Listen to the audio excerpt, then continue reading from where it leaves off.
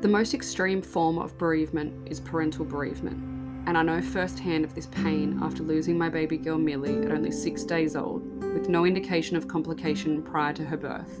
It came as a complete shock to us. We never got to see her eyes, we never got to hear her cry. As the weeks passed and we were riding the tsunami of grief, those around us expressed how useless they felt. They didn't know that we too felt so useless. We didn't even know what we needed, but I knew at that point I needed to speak out. From Millie's life and death, this podcast was birthed. Little Life, Big Loss, as a safe space to talk about baby loss, grief, trauma, heartache, and hope. A safe space for lost parents to share their stories of their real-life angels. A place for those nearest and dearest to learn about our journeys and to gain a deeper understanding in how to help those who are riding the tsunami of grief. Welcome to Little Life, Big Loss.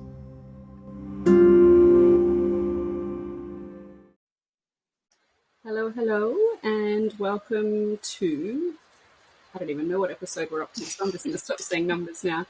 Welcome to Little Life, Big Loss. Today I am joined by the beautiful Jen. Jen and I connected over social media.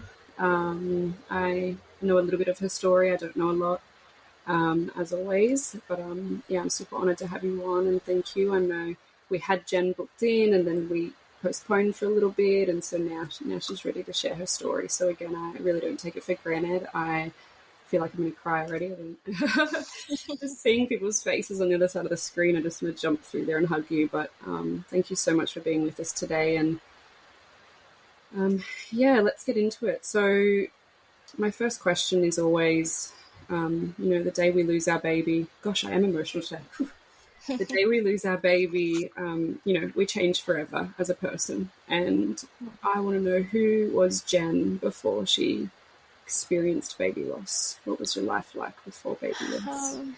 I guess before baby loss, I was full of life.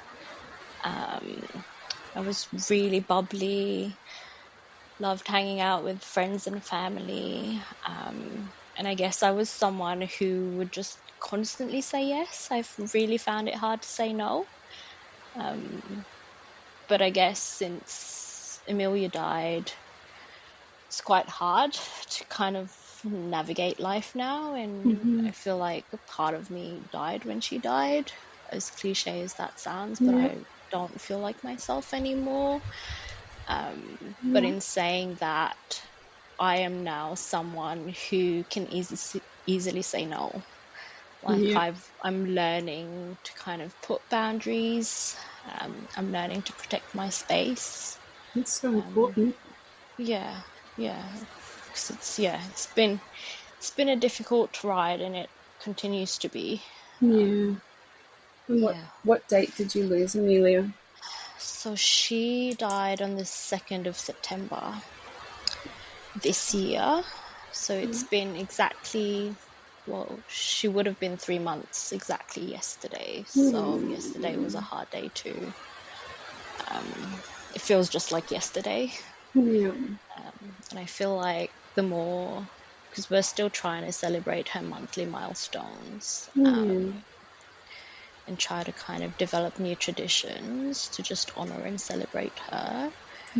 But at the same time, it's really hard because I also feel like it's another day further from her. And like with the holidays coming up, like I'm dreading the holidays. Oh my gosh, me too. I've actually been in such a good headspace the last couple of days, maybe week, and I think it's like preparation for what's to come, because I just know how hard Christmas is going to be, and I'm really dreading it. And I just think, I think I'm maybe just holding in my energy and utilising what I have at the moment, because I know what's to come. It's going to be really hard. It is. Do you have plans of what are you going to do on Christmas Day? That's right. And like, we found out that I was pregnant exactly a week before Christmas last year. So like, we were counting down the days until Christmas for a whole year. It's just shit that we've been robbed of it. It is so shit. There's no way around it. Yeah. And so you have a partner? Yes, I do. His name is Tom. Tom. And what's Tom like? he's really caring, and it's funny because I always thought that I'd be the really protective one, like the overprotective mum. And he would be the kind of like laid back dad, but that's completely different. Like the moment that Amelia was born, he was so overprotective, and he still is. Like he has this little picture of her little feet by his bedside table, and every time I look at it when I wake up, it's like, that's my photo. You've got your own one on your bedside table. Or so because her name is Amelia, her nickname, like everyone pretty much in my family, all my friends call her Millie as well, but with an IE. And every time that she's called Millie, Tom would be like, I know your name is really Amelia. And like, these people, I don't even know why they gave you a nickname. Like, they don't know you as well as I do. So I'm just like overprotective in that way. And it's really nice, but it's also really heartbreaking. Because obviously, like, I've waited for so long to see him be a dad. I've always imagined it, even before we thought about trying. I've always imagined what it would be like to watch him as a dad, and what he would be like. I mean, we're thankful that we were able to spend 4 whole days with Amelia in the hospital. But again, it's never going to be enough. No, that's right. And I think one of the most heartbreaking things is to see your partner heartbroken, like watching Dylan's heart shatter every day. And, you know, some of the photos we have from Heartfelt and our family and stuff are just like the gut-wrenching heartache in his face is like something you never, ever, ever will experience again or need. Like, you know, it's just... And he said the same about me. He said he was hurting so much seeing me hurting, but I was, you know, it's just... It's awful, but I think in that instance, it's either going to make or break your relationship. And if you guys have come out stronger, it's amazing. Yeah, and I like exactly right. Like same with what you've told about Dylan. It's like I remember this moment in hospital. So Amelia was born on the 29th of August, and I remember. So we were hopeful. We were hopeful at that time. Like I remember waking up from recovery because I was put. Like she was delivered via C-section under general anesthesia. And that was purely because her heart rate was so low that they didn't have time. They just had to put me under. And I remember that moment that she was delivered. I remember waking up in recovery and was like, I did it. She's here. I can't wait to meet her. And I remember Tom coming up to recovery to see me, and he was like, she's in NICU. And she's probably going to be there for a few weeks. So up until that time, I was like, okay, that's all right.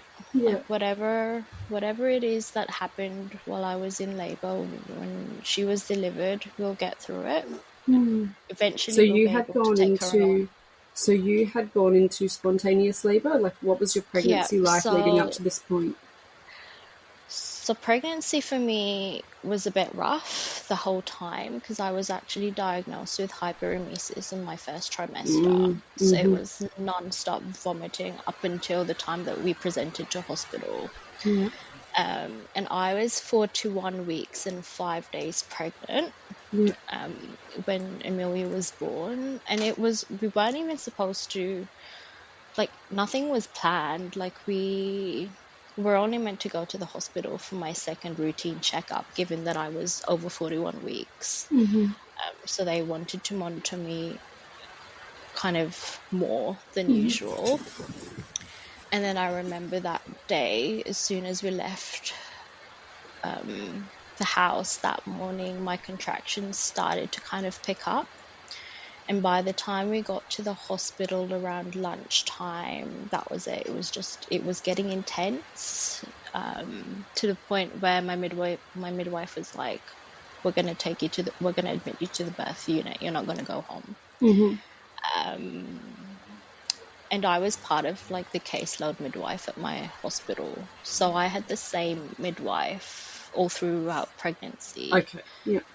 But yeah, I guess like we recently found out that Amelia's death was preventable, and we found that out 3 weeks ago. So it's been How was it receiving that news?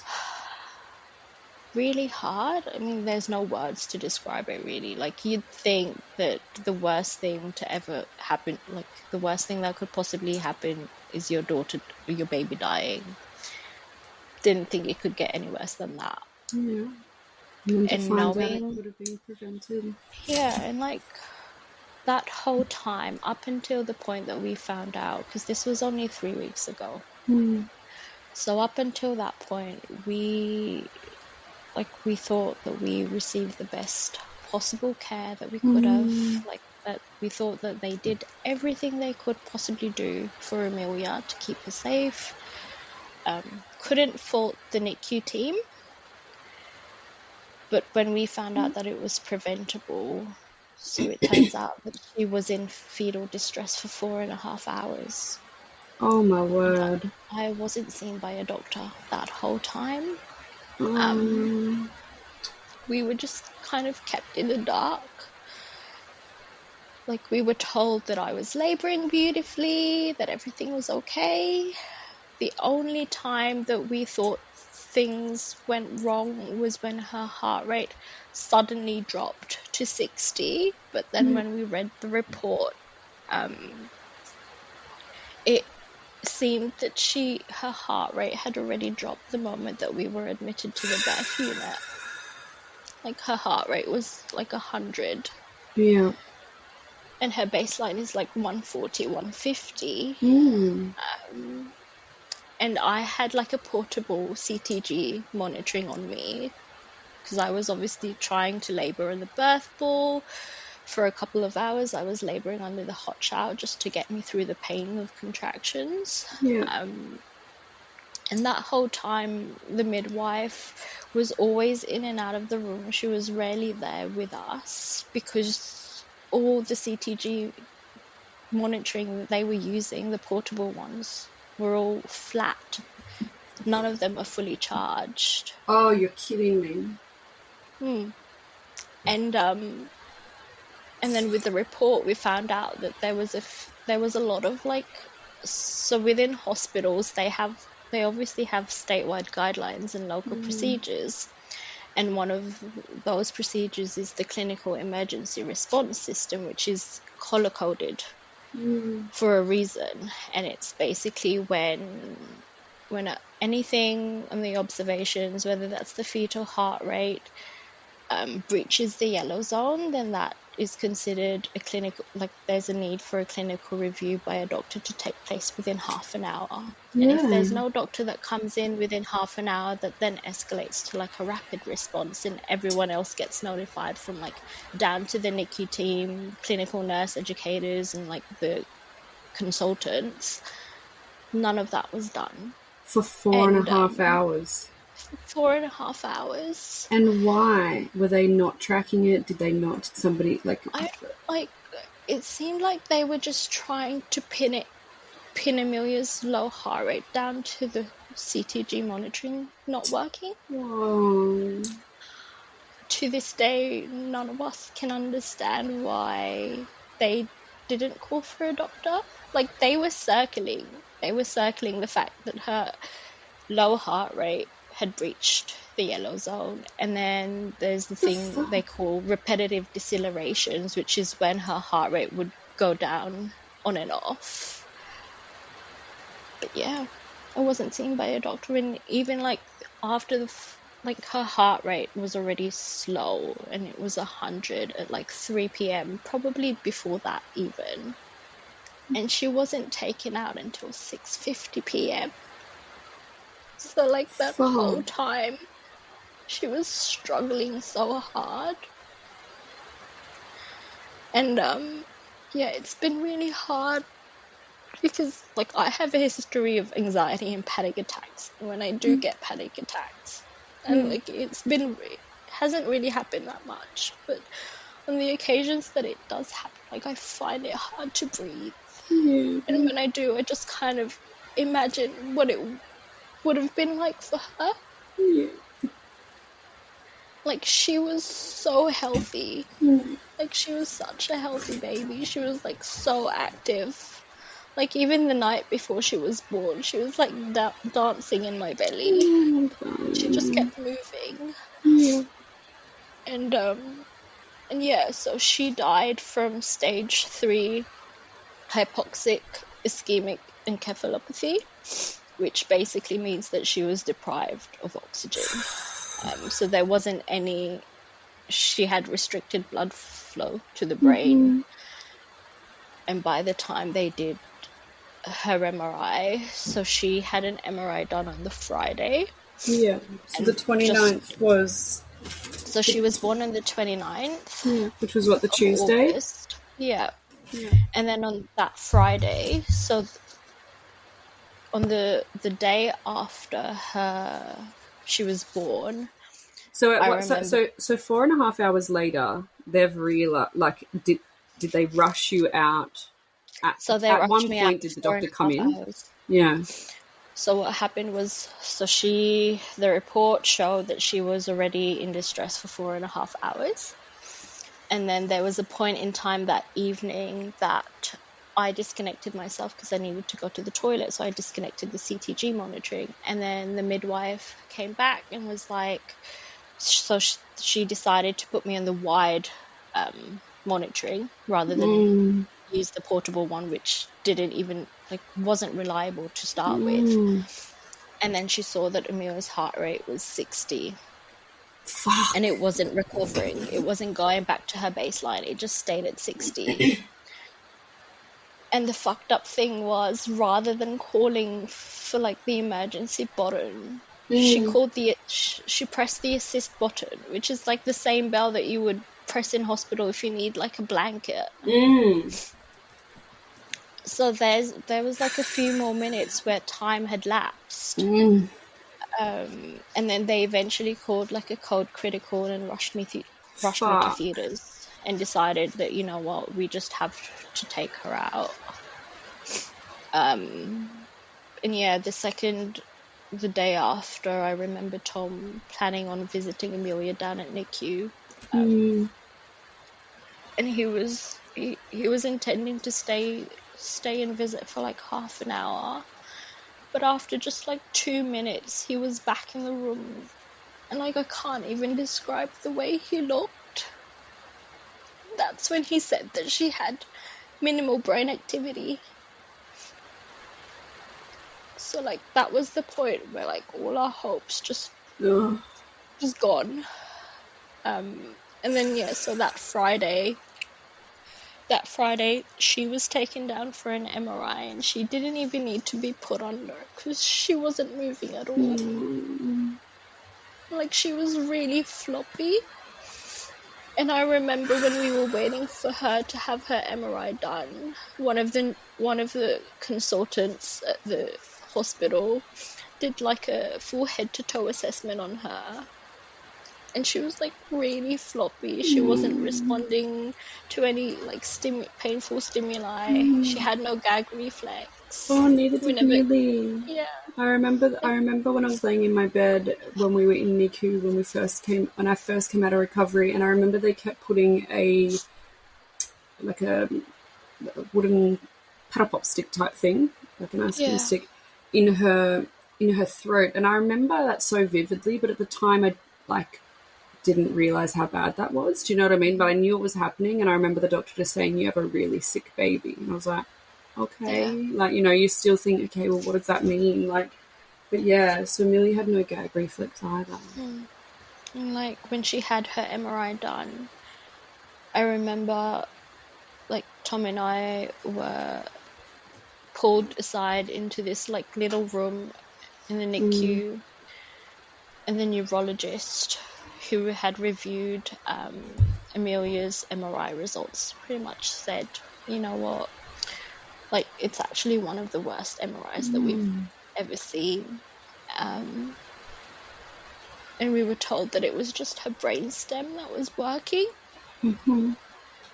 And that, like, before she even had her MRI done, we were already told by the numerous consultants and the neonatologist that, chances are she's not going to survive. And if she did, she would end up with cerebral palsy. She wouldn't be able to talk. She wouldn't be able to move anything. Your story is so similar to ours in that first 3 days. That's what they thought Millie had as well. They were scanning her for the HIE, and it's just like sitting in that limbo for those days of just like what is going to happen, and you want them to live so badly, and then when you know what that might look like, also it's like you're already imagining how you've got to change the house, and I'll put a ramp in for the wheelchair, and I'll do all these things, like, because you're still just so hopeful that you're going to bring them home, even if it's so fucked up. Like, I remember Tom and I, like, those whole, like, the days in between, while waiting for the MRI to be done on the Friday, I remember Tom and I were like, we still have some hope. Yeah. And I remember telling him, like, what if she had the MRI done and then all of a sudden, like, some miracle happens and then she's okay. Like, but yeah, after reading that report, even after everything that the NICU staff had done for Amelia those 4 days, none of it would have worked because she was in distress for so long. She was deprived of oxygen for so long that there wasn't a chance in hell that could have, like, her brain injury would have been reversed. Yeah. Like, there wasn't there's no going back from that. Yeah. And And it's been really hard. At what point did you know that? So was it on day 3 or day 4 that you had realised that there was no going back? Like that So it was pretty much on day 2. Because it was Tom that went down to NICU on his own, and then the doctors told him that there's been minimal brain activity. And then I remember being wheeled down there in a wheelchair. And I remember seeing the machines, because she was attached, aside from like the hundreds of machines that she was attached to, one of it was an EEG machine, which was monitoring her brain activity. And I just remember looking at that like monitor every time I went down to NICU to visit her for those 4 whole days, and it was just flatline. Like, she was there, she was right there, but at the same time, she wasn't.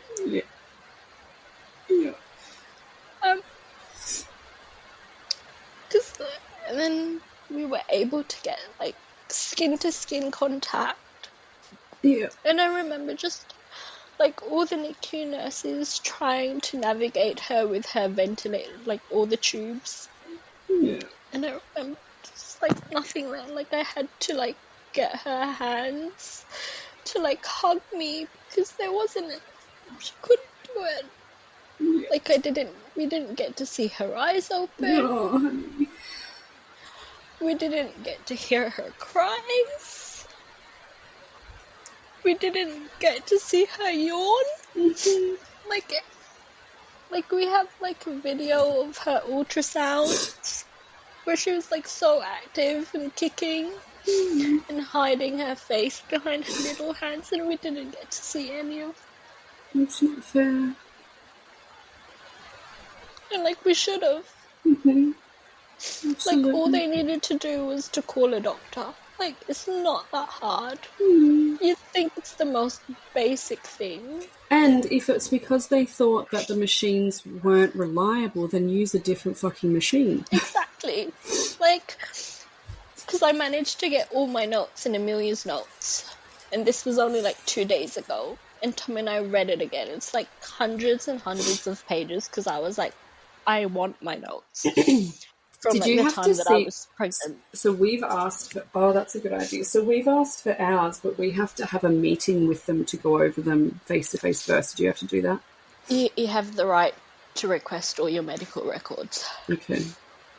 And each hospital. So for us, I just had to email the people in health records. Yeah. In writing, and pretty much I had to let them know who I was and that I wanted a copy of all my notes and Amelia's notes. Okay. And it could take up to a month for you to get them back. But yeah, they don't have the right to kind of deny you from getting a copy of all your notes. Yeah. Yeah, because then I had a read of my notes. And the midwife had written that there was loss of contact for 76 whole minutes. 76? 76 minutes. And this was like 2 hours after she found out that Amelia's heart rate was 100 by using the Doppler. And has she been interviewed or spoken to about why she didn't seek help earlier, or what is... So when the hospital did the investigation, so it's called like a serious adverse event review. So that was done after Amelia had died, given like it was so unexpected and catastrophic, like the outcome was so catastrophic. And so everyone that was involved in my care was interviewed. But unfortunately, because that's protected by their own policies and procedures, we won't ever know what they had said during the interviews. That's really hard.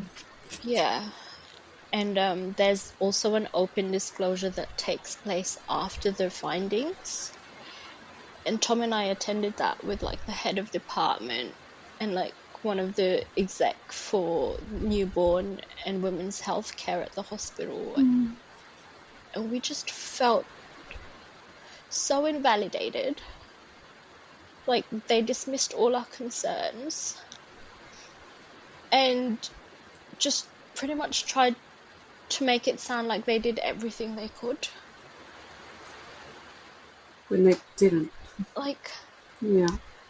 And if like the head of department is saying that, doesn't even acknowledge that there was obviously faults. Yeah. Not only with the individual clinician that was looking after us, but also the system as a whole. Yeah, absolutely. All the machines that run out of battery, Exactly. Like common sense. Like fuck. If you're like spending hours trying to find a portable machine because the battery's dead, attach me to the wired one. And what was the reason why they hadn't attached you to the wired one? There was no reason. They don't have any reason. So it wasn't like they didn't have access to it or anything like that. It was just they just didn't do it. And initially, like the midwife in charge or the TL that was in charge that day didn't even know that the portable machines were not working because it wasn't escalated. Fuck. Like when we read the reports, there were like a series of events where they should have called for help but didn't. I think it's really... They just decided to continue to monitor. Using monitors that were obviously unreliable because they were dying every now and then. And you look at the fact that baby loss does happen, stillbirth does happen, so many things can happen. Why would you not escalate that? Like, that blows my mind. Like, it's not as if they don't know what the outcome could be in this case, and look at what the outcome is. Like, I'm actually speechless. There's no words. No, there's no words. There's no words. I'm so sorry. And then they were like, during the meeting, they were saying something along the lines of, well, you had a really low-risk pregnancy throughout. You had a healthy pregnancy despite your hyperemesis. We just didn't anticipate that anything could go wrong. Well, there fucking can go wrong to anyone. Wow. And like, I've spoken to like so many friends whose babies had to be delivered early because they found out that the baby was in distress. Yeah. Some of which had healthy pregnancies. Yeah. They were identified as low-risk pregnancies. Yeah.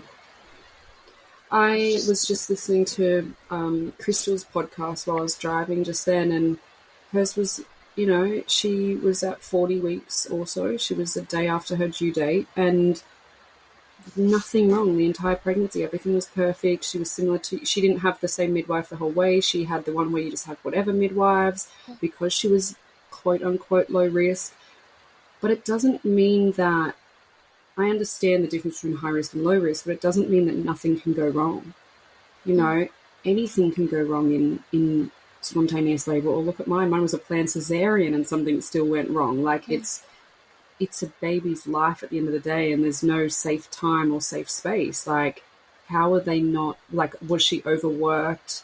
Was, like, is this midwife, you know, not happy in her role? Like, do you know what I mean? I'm like, it blows my mind so that you, questions. yeah, and I'm sure you've gone through all of them as well. And I think it's so hard that you'll never know what her reasoning was. And I'm not going to say excuse, because obviously she would have enough guilt on her plate without having to have that added onto it. But what was her reasoning for not, like, was she overtired? Had she done a back-to-back shift? Like, what made her not escalate something for so long? And so from a legal standpoint, what happens now? So they did the investigation just because it had happened? So yeah. Basically, because it was like a severe adverse event that took place. So then we had spoken to a lawyer just to kind of seek some guidance as to, okay, what now? What are the things that we could do? And basically, there's a few channels. So one's to make a formal complaint, which is what we've done. And it was a complaint via the Healthcare Complaints Commission. And that can take a while as well. It might be that they decide to do another investigation that's external to the hospital. Okay. So the first investigation was done by the hospital on their own account anyway? Yeah. So none of the people that obviously were involved in my care were involved in that investigation. The only time that they had been involved was when they needed to be interviewed to kind of go through the events that took place from their perspective. And I think with regards to the team that did the investigation, they were from like different districts as well. Sure. So there was no, what's the word? Yeah. Conflict of interest. And like when I looked at Amelia's notes, because we only just found out that her death was preventable. So when the coroner's checklist was done, it was all ticked no, which meant that her death wasn't reportable to the coroner. And I've written, like, because we were so distraught after attending that meeting at the hospital, like there wasn't any accountability, there wasn't any acknowledgement of fault. Like, I'm fortunate enough to work in the healthcare system, so I work as a nurse. Oh wow. And I had written like a 2-page letter outlining what happened and sent that to the executives of the hospital, because I know that things can get lost in translation.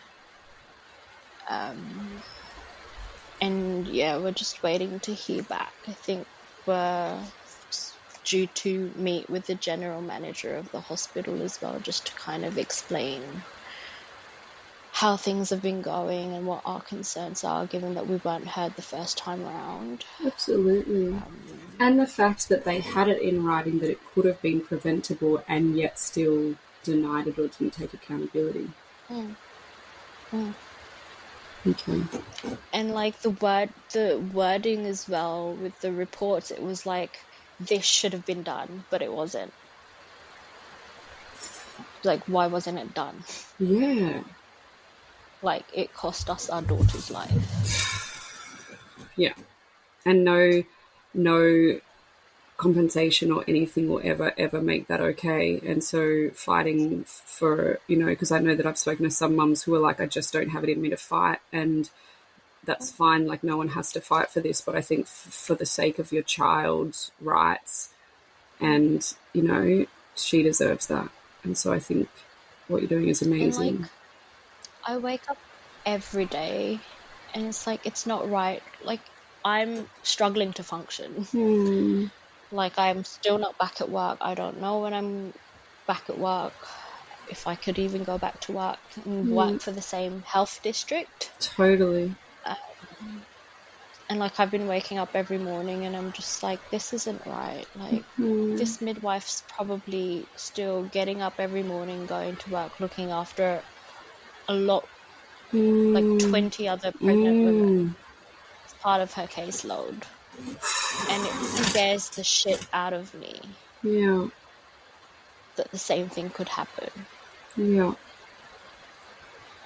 I mean, like, it happened to me. Right. And so how many people did it happen to before? Well, did you see the couple on the Sunrise show the other day who were interviewed? Yeah. And that was because the machines weren't working when the baby came out and they were trying to fight for its life. Like, so how often is this happening? I mean, the rate of stillborn is super high around the world, but even in Australia more than it should be for what our medical capabilities are. And so is it because people aren't able to, share their story, or aren't able to fight for answers because we're dismissed or because we are, not acknowledged or whatever? I know that Amelia wasn't stillborn, but, she had to fight for her life, and then you got those 4 days, but all through somebody not reporting what they had to report. And so that's what I was saying before, is it because they're overworked or not enough staff or blah, blah, blah? But it doesn't matter. Like, whatever those reasons are, that needs to be fixed.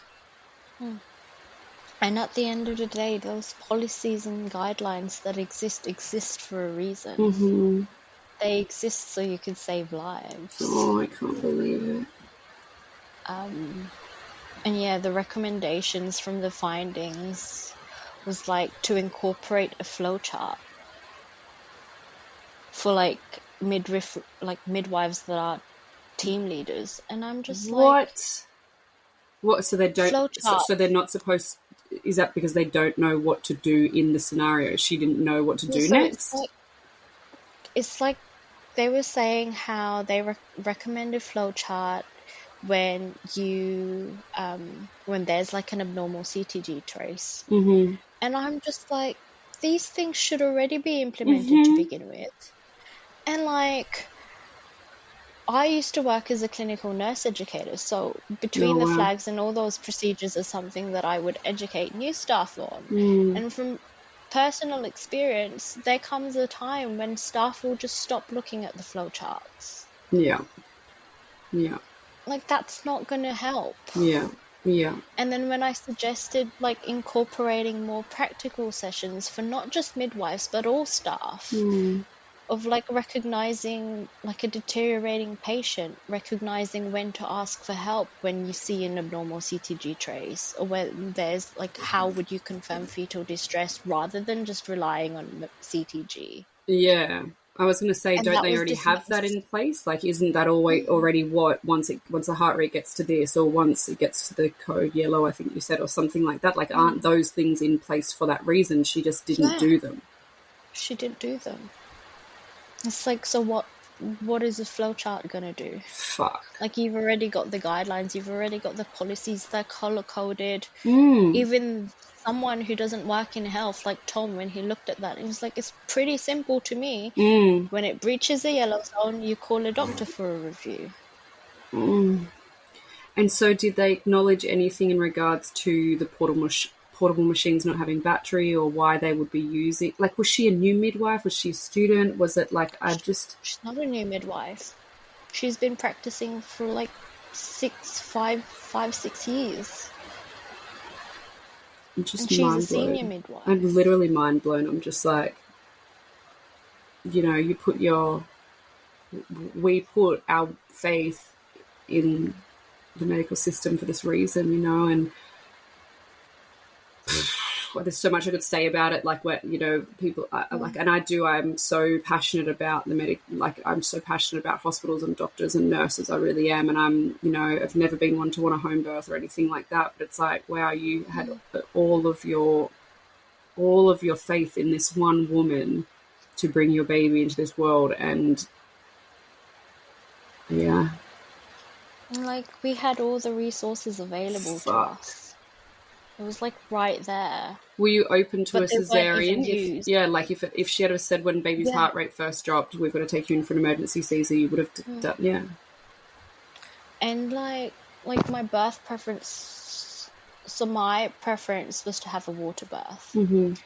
But then every time that I met with my midwife for my checkups, I'd be like, but when it comes down to it, if it comes down to keeping Amelia and I safe, do whatever you have to do. Gotcha. Yeah. Like, I don't care. Amazing. Yeah. So it's not as if you were being difficult and you're being like, it's not as if like she had concerns and you were like, no, I'm good. I'm going to keep going. I want to keep trying naturally. Like, there was, I'm so sorry. It's like, that's such shit news. It's not okay. And, you know, having a cause of death, having information, you know, always is so hard. Like, it's so good to have the information, but also another thing to process, and then to have a cause of death, but then also have something that could have changed the outcome entirely. It's just so shit. It really is. And I can totally understand why you're anxious and why you have panic attacks. I totally feel you. My anxiety and depression has been wild. Since everything, and it's like, what makes things worse is because I write Amelia letters on social media. It's like one way for me to try and process my grief, and one way for me to connect with her, but also to connect with other mums. And when I wrote, like, there's a specific letter that I had written her when we found out that her death was preventable. And like, there's been so many mums that have reached out to me since, saying that they've experienced similar scenarios, some of which have recently won like the legal claim, legal case. Some have started doing that years ago, but then when it got to court, they pulled out because it was just too much. Yeah. And you think, like, it's 2023, like, fuck, how is this still happening? Seriously. And it's because... How is medical negligence still a thing? Yeah, I mean, it shouldn't be. And so in the episode I was just listening to of Crystal's, she was saying the same thing, because she said hers was not negligence, but when she said to them, so she had been to the cinema when she was full term, she felt baby kick really suddenly, like the loud noise jolted the baby. And then she felt one more kick later, and then baby didn't move again. And that was the last time Whittaker moved. And she had passed away, yeah. And she said that, like, she kept trying to say to the hospital, like, I think this is the reason why. Or she knew, like, it was her mother's intuition. She knew that was what caused it. And they just don't want a bar of it. Like, it's just like, they don't want to look into it. They don't want to. And she's like, this is why stillbirth is still so high, because it's always just like, oh, it just happens, or like, yeah, maybe there might not always be a reason, but maybe there is as well. And I just think, like, if it's not investigated, or it's not looked at, or people aren't held accountable, then we're never going to know, and the numbers are never going to decrease. But it's I think I heard this the other week, the rate of stillborn and neonatal loss hasn't decreased in something like 20 years. But the rate of SIDS has decreased significantly, because look how much research and media there is around SIDS. Like, you know, the Red Nose website and all the rest of it is so amazing. There's like pages on Facebook groups about Sleep Safe Australia and stuff like that. Yeah. So there's so much out there. And because I was so worried about SIDS, I never in a fucking million years. Yeah, like, you know, we research this, you look at that, okay, I've got to wrap them like this, I've got to make sure the room, I had a like fucking egg that showed what temperature the room was so that I could see it. And like, I was stupidly obsessed with how I was going to keep my baby alive, sleeping every day for her first year of life, you know? Yeah. Never in a million years did I think I was not going to bring her home from the hospital to even start with. Like, how the fuck did that happen? Right. Like, how did that happen? Like, I completely understand and feel where you're coming from, because when I was pregnant with Amelia, like, there was this video that I came across, and it was like a TikTok video, and if it was of a mum that was constantly checking her baby who was in a cot right next to her to make sure that the baby's breathing. Yeah. And I'm just like, that's going to be me. That's going to be the kind of mum that I'm going to be. Totally. And we didn't even get the chance to take our babies home. And when you got home, did you have... I had the co-sleeper next to my bed, and I had my... I can see you're in little Amelia's room now. I'm in Millie's room as well. It's so fucking heartbreaking. Like, I know. It's not... And, like, I remember Tom, like, she had baby stuff everywhere. She had, like, her bouncer in the lounge room downstairs. She had her, like, baby bottles in the kitchen. And, like, we had her bassinet that was right next to our bed. We had it since May. Yeah. It's like, we were just so excited. Like, yeah, like, her nursery was all done up. And initially when I was in hospital, I was just like, I don't know how we're going to come home to her stuff just being out there. I don't know how we're going to come home to a nursery that was, like, ready and waiting for her. Yeah. And, like, not have her be with us. And initially I was thinking of, I feel like everything needs to be, like, packed up before we even get home. Yeah. But then eventually I was just like, no, those are the things that's going to remind me of her. Yeah. Like, those are the things that's going to bring me comfort. And I remember Tom and I deciding that we'll keep her nursery as is. And we'll put her pictures up on the wall. And I remember us kind of agreeing that as soon as we're able to get her pictures up on the wall everywhere at home, then we'd be okay to kind of pack up all the other stuff, like the bouncer that's in the lounge room, the baby bottles. But it took us it took us like over a month. Of course. And I remember when Tom was packing up her bassinet, like, I just broke down crying. Because, like, we never got to see her in it. Mm-hmm. And, like, rather than waking up to her next to us, like, I just wake up to a picture of her on my phone. Yeah. Because that's all I have. Yeah. And I remember how I felt. And, like, the pictures that we have in hospitals getting, like, further and further down my camera roll. I know. I hate that I have to scroll back so far. And I absolutely hate it. I hate that I have to recycle all the pictures and videos that we have of her because we can't take any new ones. I know. Every birthday's just going to have the same, like, yeah. I think that's what I struggle with. Like, I have 3 nieces, and I feel like Millie... Everyone said Millie looked like Dylan, but I saw a lot of my nieces in her.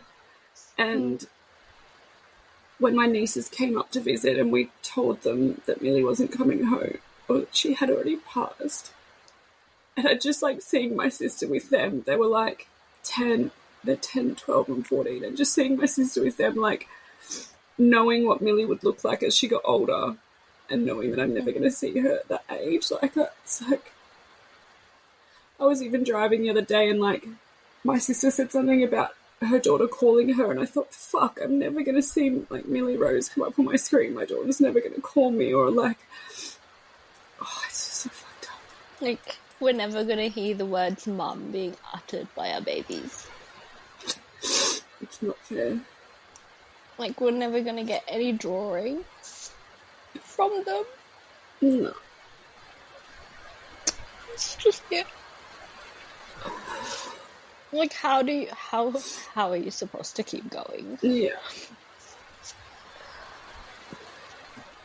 And it's, like, one thing that I've kind of learned is it's not, like, grief. It comes, like, times that you do not expect it at all. Like, I always thought that every 29th or every 2nd, which was when she died, it'll be really hard. But it's like the little mundane things. It's like I'd finish watching a movie and then all of a sudden, once that movie's finished, I just break down in tears because then I remember she's not here. Reality, yeah. Like, I have all this time to watch movies because I can't be like a mum looking after her baby because my baby's dead. It's so fucked up. It's just like... Packing up the room was really hard, like moving the bassinet out and moving the chair out, and I remember it feeling like this emptiness of like my room's just going to go back to being a bedroom again, like 2 bedside tables and a bed, and it was like, this is not how it was meant to look for the next few years. Like, it was meant to look like this for years, and I too had the bassinet set up from quite some time earlier, and the pram was super triggering for me, and even my fucking car, like, we bought a new car because I had like a smaller car and we couldn't fit the pram in, so like someone said the other day, oh, nice car, and I was like, thanks, it's Millie's, because like I bought it for her, it was my mum car, and just like everything. And then, like you just said, like, I went into Medicare yesterday, and even though I should have known that was going to be triggering, I was just been having such a good week that I just didn't really consider it, and I walked in and I just went straight to the counter and I was like, hi, I just have all these forms for my baby, but she died. And like, I just realised how fucking awful that was, that I'm like, I have all these pathology forms. Pathology are calling me, chasing them. It literally says like Millie Everard skull x-ray, Millie Everard chest x-ray. So I've got all these bits of paper with these awful descriptions on them, and then a price that I got to pay, which I wasn't not paying it because I just fucking didn't have the capabilities and the headspace to do it. And then every time I wanted to do it, it said I couldn't claim it because Millie didn't have a Medicare number. And so then, like, I went in there yesterday and, I just broke down at the front desk. And they're like, oh, we'll find you a booth. And they put us in a booth. And they put me in a booth. And then a beautiful lady came and helped me. And then she's like, Millie is in there, but we just didn't send you a card because we got notification that she'd passed away, which I actually thought was very impressive from a Medicare standpoint, like that we'd had such bad experiences everywhere else with lack of communication but then they couldn't print it anymore, and I just broke down. I was like, I just want a Medicare card with her name on it. Like, how fucking hard is that? But, I mean, I should have known that was going to be a triggering date, but I didn't, you know. And, like, no one really talks about all the admin stuff that comes with it. No. Like, I remember exactly a week after Amelia was born, we found ourselves in a funeral director home. Yeah. Yeah. And, like, I remember getting her birth certificate in the mail. Yeah. And then underneath it said that she's deceased. I've heard that can happen. What the fuck? See, we got a birth certificate and a death certificate. But I've seen on social... got both. Okay, but they put deceased on the birth certificate? Underneath her birth certificate. I mean, I have to check it. This child is deceased. I don't... And fuck, that was hard. I don't know why deceased has to be put on the birth certificate if you have a death certificate. Do you know what I mean? I've seen that all over social media, and I didn't think it was in Australia. And I remember getting, like, the one time Tom and I were able to go out for brunch once, and this was probably like weeks after Amelia died. And I remember getting a call from Births, Deaths and Marriages Registry, and this lady had called just to confirm so that she could process Amelia's birth certificate. Ugh. And then she was like, I think you might have made a mistake when you were doing it online, when you were registering her birth online, because it says here that she's deceased. Is the child alive? So then I was like, my baby's dead. Oh my word. And then she was so frazzled and was like, oh, I'll just call the hospital. What the fuck? Like, how? What the fuck? Surely she's not ever dealt with that before. Like, and like, it was one of your choices when we were filling out the yeah, the you're not going to accidentally tick deceased. Registration. Like, I think I'd know. Like, these are the things that we have to deal with. Like Ronald McDonald House calling me 3 days after Millie died saying, hi, Rochelle, have rooms become available for you guys to stay at Ronald McDonald House? I was like, did you know my baby died? Oh my gosh, no, I didn't. I was like, you guys need better communication because my baby died in your hospital 3 days ago, so we don't need your room anymore, thank you. I was polite, but it was like, really? Fuck. And that was just one of the many. I've had probably 6 calls from different places about, hi, just calling for Millie's Medicare card number. I'm like, did you know Millie's deceased? Oh, no, we don't have that on file. Like, one girl was like, okay, have a nice day, and hung up on me. I was like, okay. And then didn't put a note on it, so then they've called me back again. It's like, holy fuck. But I think the thing is, like, I understand that mistakes can happen in terms of, a small admin error. But if you work for births, deaths and marriages, you should know what could come through. Like, unless that person's first week on the job, you've done a baby's birth certificate before that has since deceased, for sure. I mean, Amelia passed away a month or two, 6 weeks after Millie. So they'd done ours just weeks before they'd done yours. Like, they made a mistake on ours. They put her down as 1 day old instead of 7 days old. And then they were emailing me, hi, Rochelle, we need you to confirm your ID for this. And I said, hi, you've emailed me 4 times now to confirm my ID. I've already done it, and I don't know if you're aware, but there's actually a death certificate in the process as well for my baby. Please, surely I've sent through enough to confirm my baby's birth. Because, it was so traumatic. Like, I don't need to be dealing with this. I'm so sorry you've had such a shit experience in such a shit time. Yeah, and everything's just shit. And if you never want to go back to the job you've had, that's so valid. And whatever decisions you end up making, but you don't even need to make them yet. Yeah. You have. Yeah. Are you on mat leave from? So because the way it works for health is I'm able to combine all my leave together. So I've combined my maternity leave, which I took at half pay. Yeah. Because then half pay would just mean I'd be off 28 weeks instead of 14 weeks. And I've combined that with my long service leave and the unpaid leave for Centrelink. Yeah. So all in total, my maternity leave would cover me up until August next year. Amazing. And it's really, really shit. It's I was expecting to just be looking after Amelia for a whole year. Yeah. And learning how to be a mum, learning how to change nappies, to breastfeed. And Tom applied for a new remote job so that he could just work from home full time and help me look after Amelia. So now you're both at home, just lost and lonely. Pretty much. Yeah. It's the house is so quiet. And the silence is just deafening. It's just, it's hard to function. It's hard to try and socialize. Do you have good support around you? What was the support like when you guys came home from the hospital? It was really good. I mean, all my family and Tom's parents and sister came to visit quite often. There was a point in time where it got a bit overwhelming. Yeah. And it's just like finding that balance, because obviously you want your family to meet your baby, but at the same time you want to kind of protect your space now that you're like a family of 3.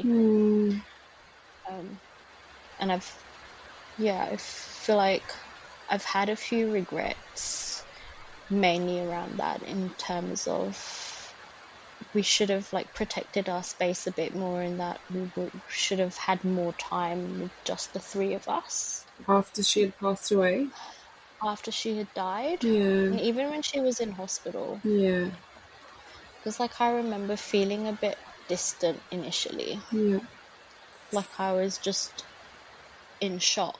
Distant from her, or just distant in... Distant from Amelia. Yeah. Yeah. Like I remember Tom was like, do you want to visit her? And I'm just like, maybe later. Yeah.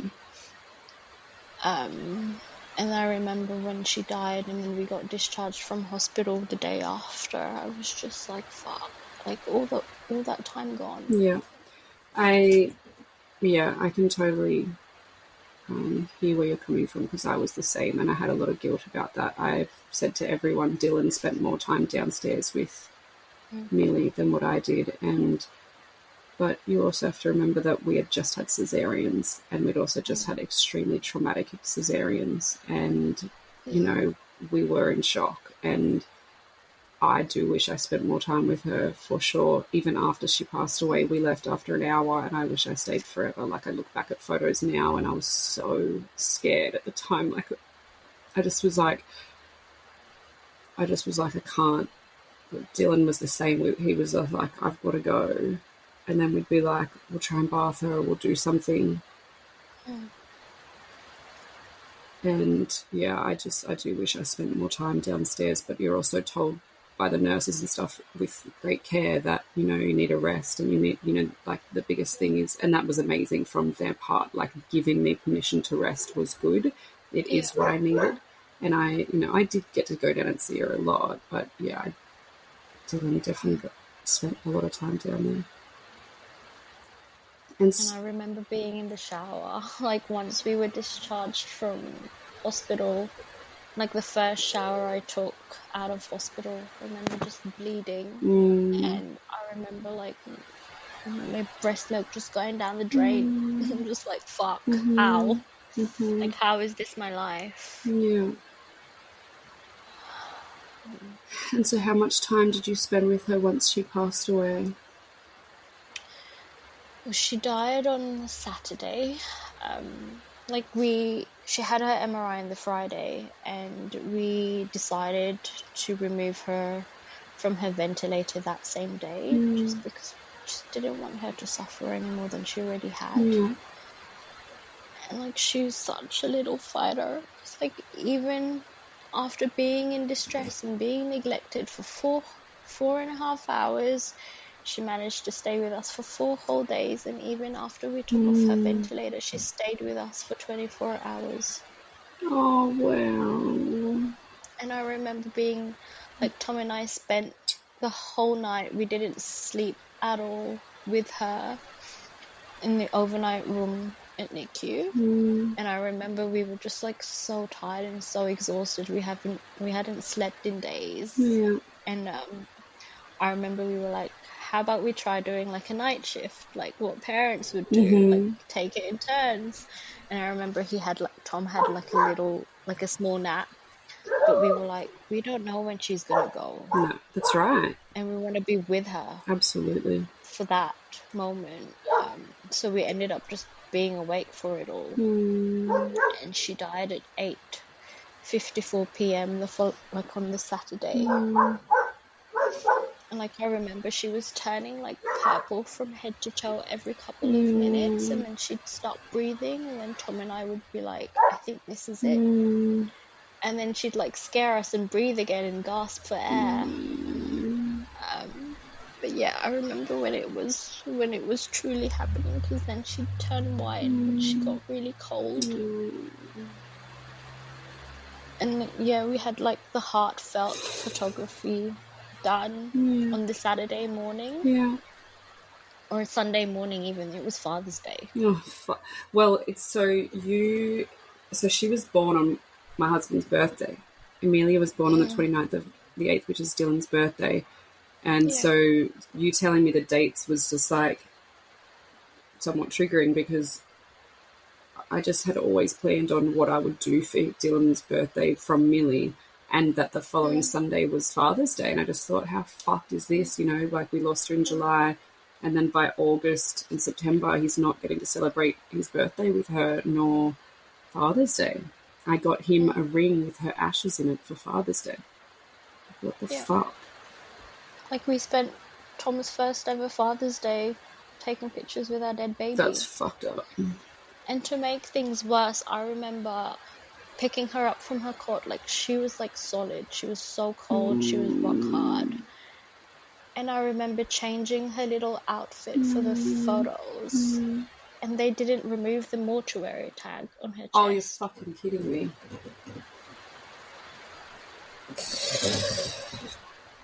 Pardon? Like, it was right there. Like, right bang in the centre. And I just froze. Like... And did anyone comment on this? Did the nurses... What the fuck? What do you mean? There was like a social worker that was in the room, and I was like, she still has her tag on. Oh, hun. It's fucking awful. That's so... Like, how? And I remember, like, we had to walk away from Emily 3 times. Yeah. Like, the first time we had to walk away from her was when she died, the night she died, and she was cleaned up, and then she was wheeled to the mortuary, and Tom had to wheel me back up to the woman's health. So they took her away and then brought her back again, and that's why she had a tag on her. How come? Is that normal? When she died, so she died on the Saturday night, and then we went back down to NICU, had her cleaned, had her changed, and then she was wheeled to the mortuary. Because the heartfelt photographers couldn't come until the following day. Oh my word. So we had the photo shoot on Sunday morning. And so they had to keep her cool overnight down there, or they couldn't? And then that was the second time that we had to say goodbye to her, because that was the day that we were getting discharged from hospital, and after the photo shoot, they wheeled her back to the mortuary. And then the last time was when we saw her in her little coffin, the first and last time before she got cremated. Like, it was so fucked. Like, she was born on the Tuesday. The following Tuesday, we were at the funeral home planning her cremation, and the following Tuesday after that, she was cremated. Like, no wonder you have anxiety and panic attacks and like feeling lost and all these things, because what the fuck? Like, 1 minute you're 40 weeks pregnant, 41 weeks pregnant, you're going into labour, you're having your baby, and then 2 weeks later you've cremated your child. Like, that is fucking awful, and it's shocking, and it's all the things. And I'm a planner. Like, I had so many plans. Like, she was born after my mum's birthday. And then it was like Halloween, and it was my sister's birthday on Halloween. Like, all these birthdays that she was supposed to be here for. And like, yesterday was my dad's birthday, and yesterday was her 3rd month milestone. Like,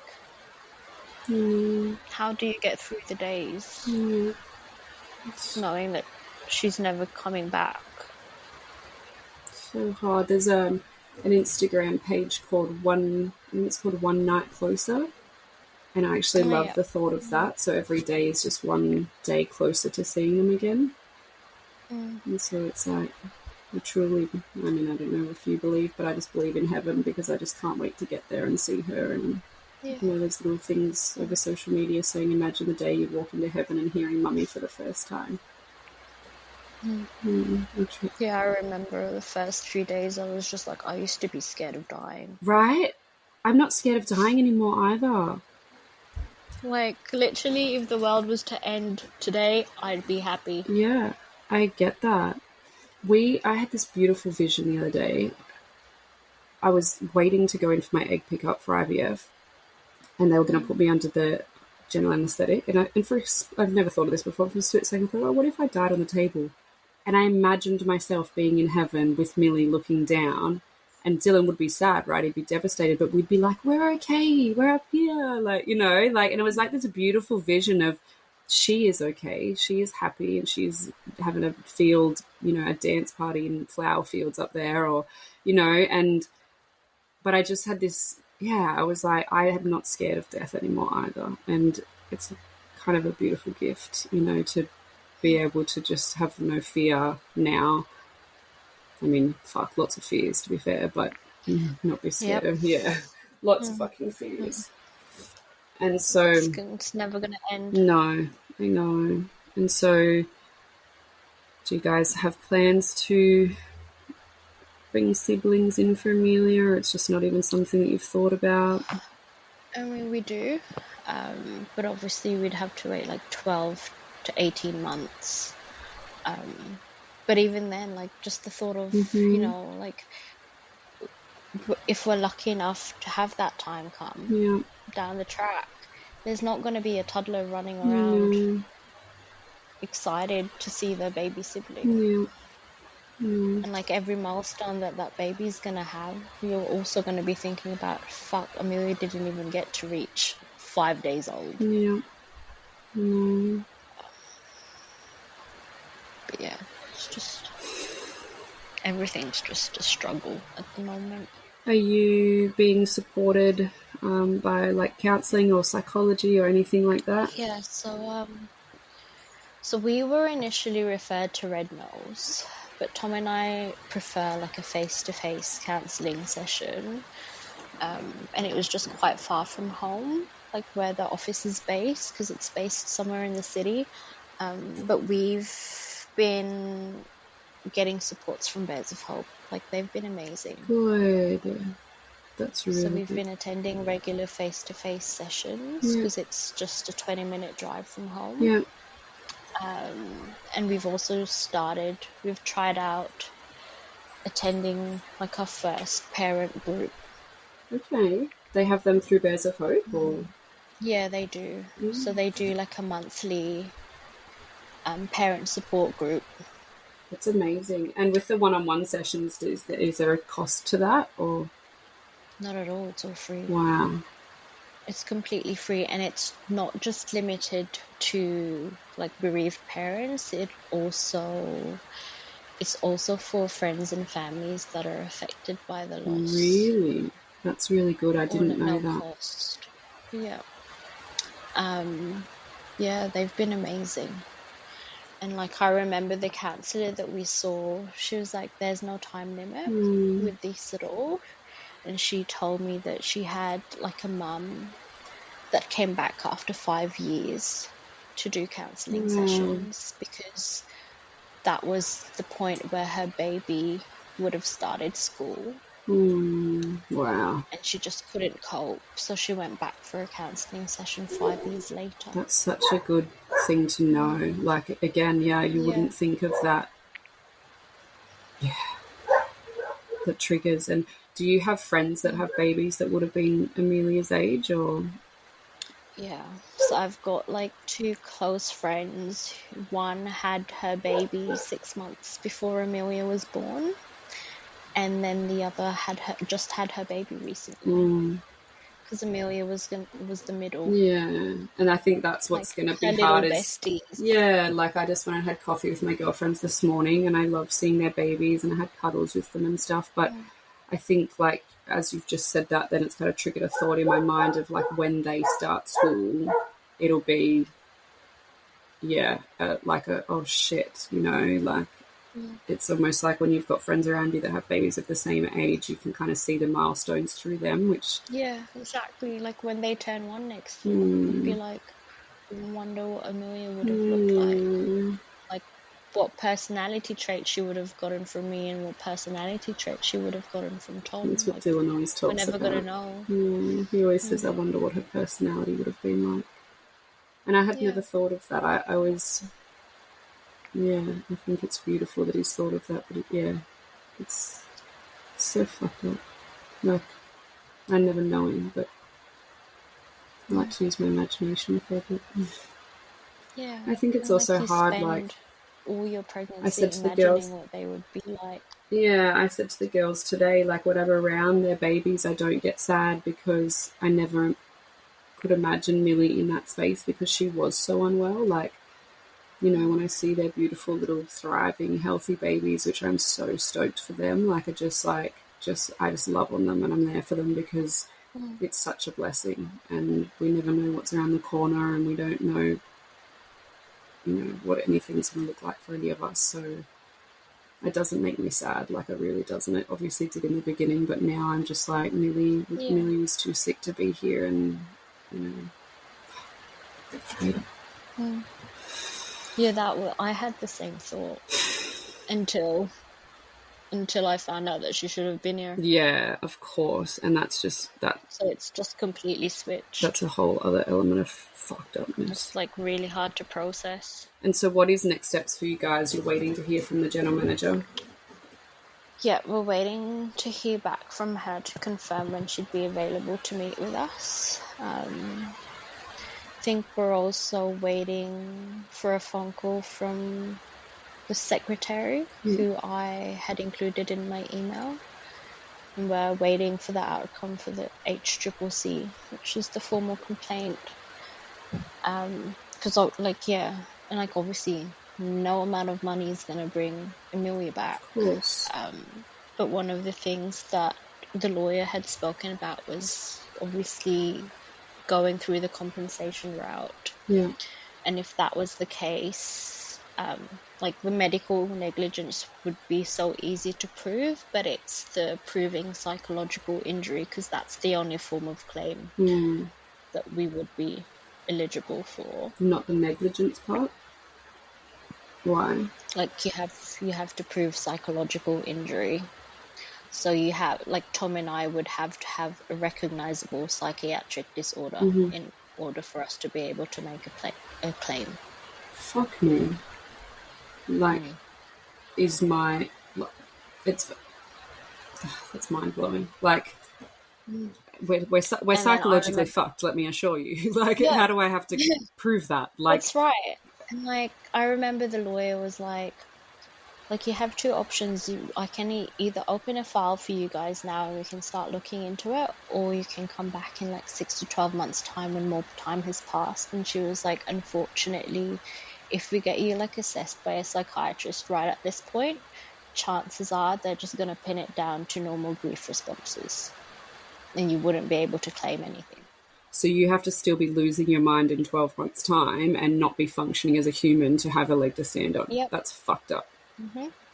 That's fucking ridiculous. Like, we have bills to pay. We have a mortgage to pay. Yeah. We have no choice but to work. Yeah, you have to go back to work. You have to get your life. And also, you have to get your life back on track at some point. Like, I would love to still be laying in bed and sleeping my days off and just, you know, but you fucking can't. Like, I mean, I could, but it's not going to get me far down the track. Like, it's going to ruin my marriage. It's not sustainable. You're going to lose family, lose friends, lose yourself.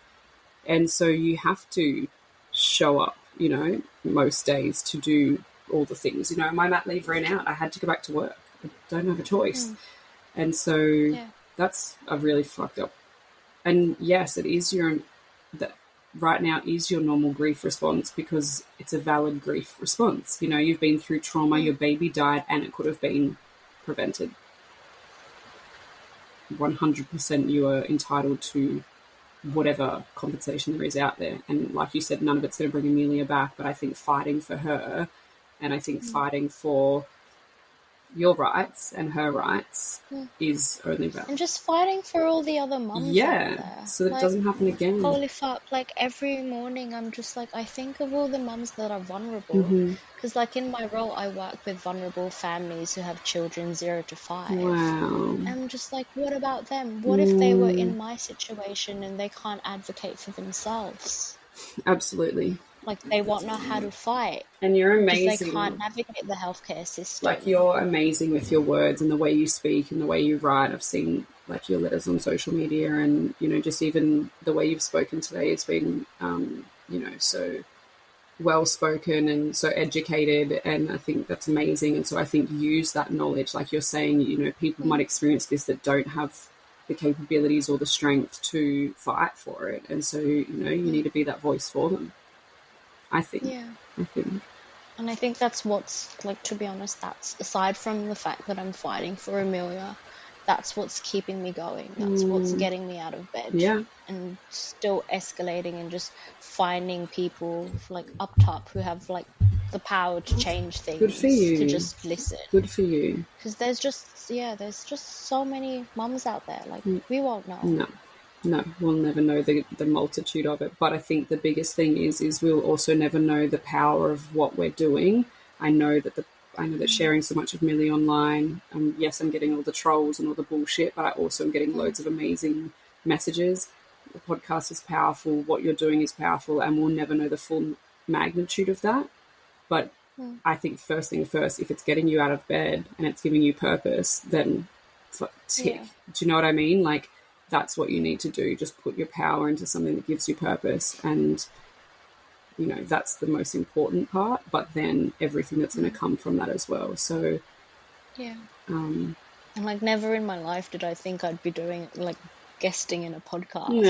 And here we are. I know. Shittest podcast ever. So but thank you. Thank you for what you do too. Like, I knew that I wanted to share Amelia's story. Like, our babies deserve their stories to be shared. Like, their life matters.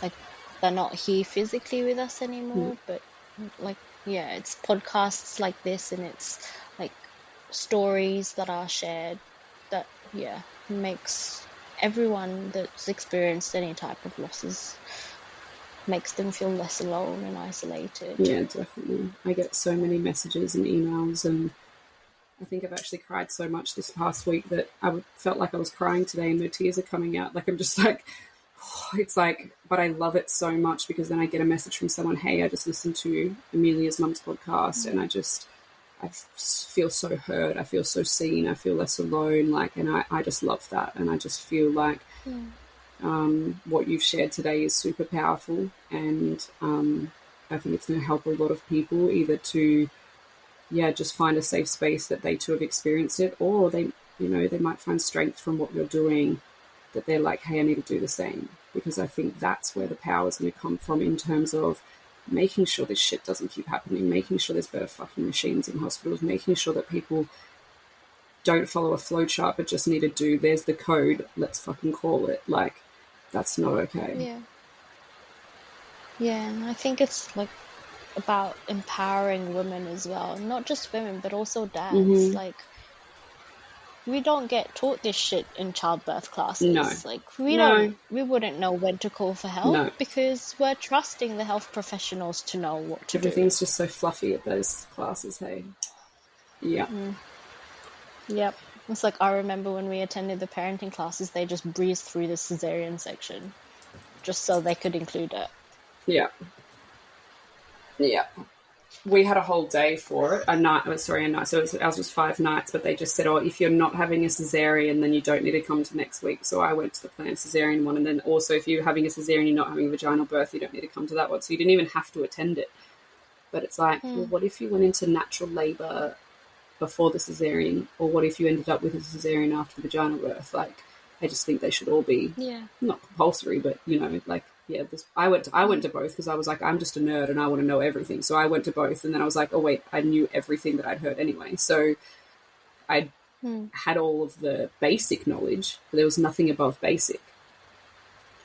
So, but I mean, it's fucking hard because, you know, how do they sit in a birthing class and tell you all the horror stories? But at the same time, it's reality for so many of us. Like, that's right. Yeah, it's fucked up. I remember they said, like anyone, stigma. I think there was like 16 of us in the class, and they were like, any breech babies? And I was like, put my hand up, and they were like, there's one in every crowd or something, you know, made a joke about it. Well, my baby was breech because she had no muscle tone and never moved. Her bones broke when she was born because she had brittle bones, not from her disease. I found out yesterday, not from her disease, but because she never moved in utero, they weren't strong. So the brittle bones had nothing to do with it. So we've always thought that her brittle bones was from the disease, and I just found out yesterday it was because she never moved. And yet I went to the hospital so many times telling them she doesn't move, she doesn't kick, she doesn't punch, I don't feel her. I know she's in there. I know that they're like, you know, what do you mean? And I was like, well, I know she's in there. I could feel 3 kilos of something in there, but I'm not feeling any intense movements. You've got an anterior placenta, it's your first time pregnancy. What's normal for you is normal. So yeah, those, when you find out those little things, it is very fucking frustrating. But for us, it wouldn't have changed the outcome. Millie was always going to have this disease from conception, and it wouldn't have changed it. It would have changed the trauma of the birth for us and for the team, but they never would have. The outcome of Millie passing wouldn't have changed, and so, you know, I'm sending you so much strength to fight for this, because the outcome of your baby would have been different, and that's a totally different story. So I pray that you keep getting up every day and fighting for her, and just channel heaven and say, Amelia, give me all the right words to say, and I'm sure she will. You're super intelligent and you're very strong, and I think you're going to do really, really big things in this space. Well, thank you for having me, and thank you for allowing me to share Amelia's story. You're so welcome. You're so welcome. It's been a pleasure.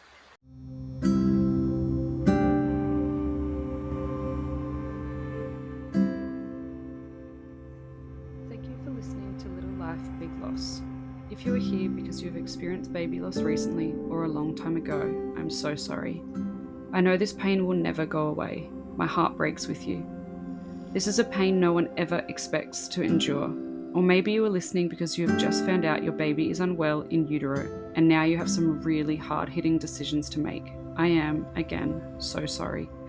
These are decisions no parent should ever have to make. I hope these podcasts can lighten the load just a little bit in ways to help understand what the road ahead might look like and what your options are. Remember, you always have options. It is your body and your baby. If you have never experienced the loss of a baby and you are here to learn, thank you. We want to be heard and listened to. You will help someone somewhere with the knowledge taken from these podcasts. If any of today's conversation has triggered any uneasy emotions for you, please contact Lifeline on 13 11 14 or lifeline.org, another organisation working specifically with pre- and postnatal depression and anxiety is PANDA. You can find them at panda.org.au. And remember, postnatal depression and anxiety does not discriminate. It can affect both men and women, mums and dads. Please seek help from your GP, a psychologist, your local hospital, a midwife, obstetrician, Lifeline, or PANDA. Thank you again for listening. I love you and miss you, my Millie.